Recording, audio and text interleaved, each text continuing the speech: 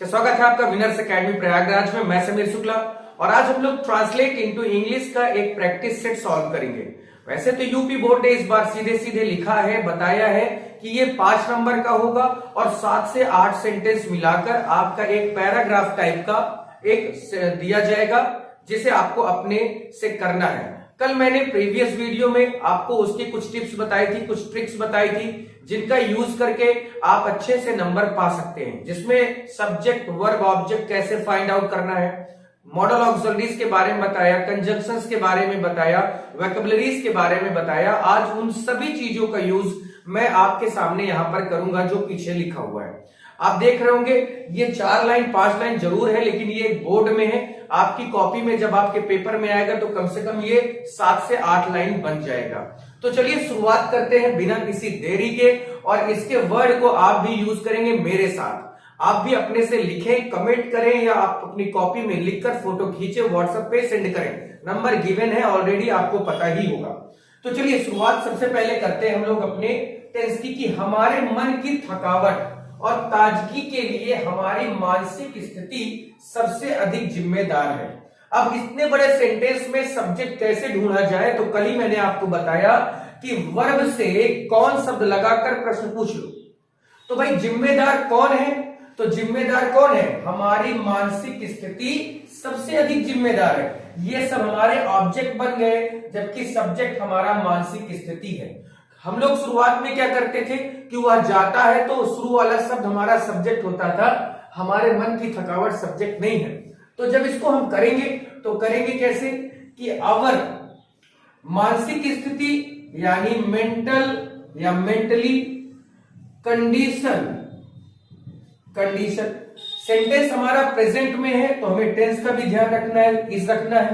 तो our mental condition is सबसे अधिक, तो सबसे अधिक के लिए मोर रिस्पॉन्सिबल कर दीजिए, या अगर आप चाहते हैं कि अच्छा दिखे, इंप्रेसिव दिखे, तो ग्रेटली का यूज करें। तो ग्रेटली रिस्पॉन्सिबल किसके लिए, फॉर, तो किसके लिए, हमारे मन की थकावट और ताजगी के लिए। तो फॉर टायर्डनेस एंड फ्रेशनेस। आप समझ रहे होंगे इस वर्ड को, ठीक है। अब देखिए थकावट के लिए टायर्ड का यूज करना और ताजगी के लिए फ्रेशनेस का यूज करना। अब अगर आप इतना ही शुरुआत में लिख देते हैं तो ये आपका इंप्रेसिव और अट्रैक्टिव एक शुरुआत होती है, और शुरुआत में ही जो आपका एग्जामिनर होता है वो पढ़ता है और उसके बाद वो आगे बढ़ जाता है, और हो सकता है कि वो आपकी कॉपी ही ना चेक करे और आपको पूरा नंबर दे दे, क्योंकि first impression is the last impression, it is always said, ऐसा कहा जाता है। आगे निराशा हमारी सबसे बड़ा शत्रु है। तो निराशा के लिए यानी डिजेक्शन मीन्स क्या होता है, निराशा, सैडनेस नहीं लिखना है, ठीक है, सोरोनेस नहीं लिखना है, निराशा डिजेक्शन, ठीक है, हमारी सबसे बड़ा शत्रु है। सेंटेंस हमारा प्रेजेंट में है तो इज लगा दो, सबसे बड़ा शत्रु है तो डिजेक्शन इज, ठीक है। अब यहां पर भी हमारी सबसे बड़ा शत्रु है या हमारा सबसे बड़ा शत्रु है, दोनों चीजें, ठीक है। तो डिजेक्शन इज, फिर यहां पर एक बार आप और लिख सकते हैं सबसे बड़े के लिए कि ग्रेट लिखे। ग्रेट शत्रु का मतलब एनिमी, और किसके लिए, हमारे लिए है ना, हमारी है, तो फॉर अस का यूज कर दीजिए, हो गया। शारीरिक योग्यता का नाश करने वाला इससे बढ़कर दूसरा कोई नहीं। अब देखिए थोड़ा सा बड़ा सेंटेंस है कि शारीरिक योग्यता का नाश करने वाला इससे बड़ा दूसरा कोई नहीं। अब इस तरह के सेंटेंस में सामने समस्या ये होती है कि हम शुरुआत किससे करें, किस शब्द से शुरुआत करें। तो एक बात याद रखिएगा कि हमें अपना सब्जेक्ट चूज करना बहुत मुश्किल होता है। तो देखिए यहां पर योग्यता का नाश करने वाला, ठीक है, हमारा मेन वर्ब है योग्यता का नाश करने वाला, यानी नाश करने वाला। तो नाश करने वाला को भाई अगर इससे कौन लगा के पूछोगे कि नाश करने वाला कौन है, तो कोई नहीं है, तो कोई नहीं से तो आप शुरू कर सकते हैं कि नन। समझ में आ गया भाई कि कोई नहीं हमारा क्या होगा, सब्जेक्ट हो जाएगा, तो नन कह सकते हैं, और नहीं है तो इज, नन इज। और यहां पर देखिए कंपैरिजन में हो रहा है कि इससे बढ़कर कोई नहीं है, इसका मतलब यही है और इसके अलावा कोई नहीं। तो नन इज यहां पर रखना है, none is greater enemy, greater enemy सबसे बड़ा शत्रु, या सबसे दूसरा कोई नहीं, इसका मतलब शत्रु की बात होगी। तो नन इज ग्रेटर एनिमी, ठीक है, याद रखेंगे कि none is greater enemy than it, मतलब कोई नहीं है दुश्मन इससे बड़ा, किससे बड़ा भाई, टू, ठीक है, देन इट टू क्या, योग्यता का नाश, नाश के लिए क्या लिखेंगे, स्पॉयल, स्पॉयल वर्ड आपने सुना होगा, स्पॉयल, तुमने सारा मजा स्पॉयल कर दिया यानी नाश कर दिया, ऐसा।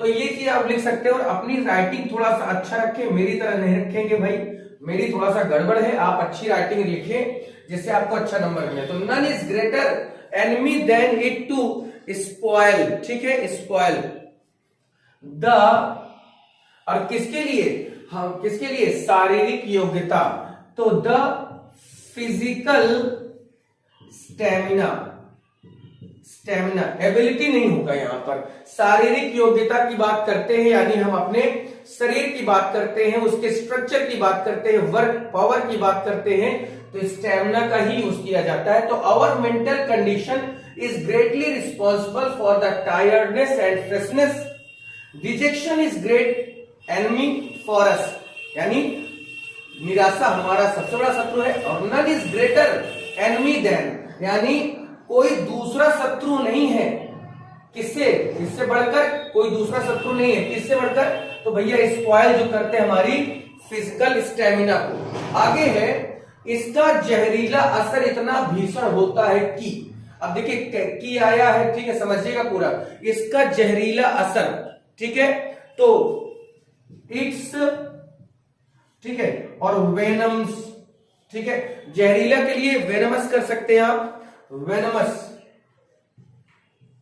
वेनम मीन्स क्या होता है, जहर होता है, तो इट्स वेनम्स, इट्स वेनमस, जहरीला असर, तो इफेक्ट लिख सकते हैं, तो इट्स वेनमस इफेक्ट इस लिख दीजिए, क्योंकि हमारा सेंटेंस अभी भी प्रेजेंट में है। और इतना, इतना के लिए क्या लिखोगे, सो, क्योंकि यहां पर आगे लिखा है दैट, तो इट्स वेनम, इसका क्या है, it's venomous effect is so, कैसा है भाई, बैड है, सो इतना भीषण होता है, भीषण का मतलब बैड होता है, समझना है पूरे एक एक वर्ड को, ठीक है। इवन, इवन, ठीक है, भीषण होता है कि महीनों की लगातार परिश्रम की थकावट भी इसका मुकाबला नहीं कर सकती है। तो क्या लिखना है कि इवन, कि मंथ्स लॉन्ग फिजिकल, ठीक है, पूरे पूरे एक वर्ड को देखिए, it's venomous effect is so bad even month long tiredness of continuous, देखिएगा पूरा वर्ड, टायर्डनेस ऑफ कॉन्टिन्यूअस, फिर से हिंदी पढ़ते हैं कि इसका जहरीला असर इतना भीषण होता है कि महीनों की लगातार परिश्रम की थकावट, परिश्रम की थकावट यानी टायर्डनेस ऑफ कॉन्टिन्यूअस, लगातार परिश्रम की थकावट भी इसका मुकाबला नहीं कर सकती है। तो सीधे सीधे है, तो कॉन्टिन्यूअस, उसके बाद लेबर, कॉन्टिन्यूअस लेबर, पूरा पूरा देखिएगा, पूरा पूरा, कैन नॉट कर सकती है, नहीं कर सकती, सकता के लिए क्या रखेंगे, कैन का, can not defeat it, can not defeat it, मुकाबला नहीं कर सकती, इसलिए हमें शारीरिक रूप से स्वस्थ होना चाहिए। सो वी, देखिए चाहिए शब्द आया तो शुड का यूज किया, मॉडल ऑक्सिलरी यूज हो रहा है, सो वी शुड, शारीरिक रूप से स्वस्थ होना चाहिए, we should strong, we should strong, कहां से स्वस्थ होना चाहिए, तो शारीरिक रूप से, तो we should strong in physically way, या फिजिकली, या we should strong in physical condition, हमें अपने शारीरिक रूप से क्या होना चाहिए, स्वस्थ होना चाहिए।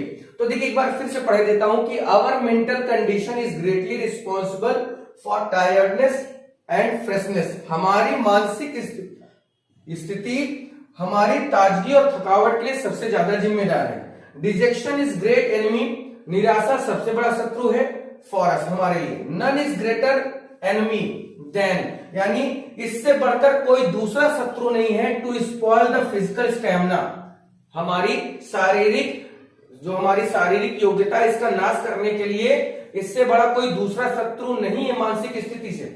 इट्स वेनमस इफेक्ट, यानी इसका जहरीला असर होता है।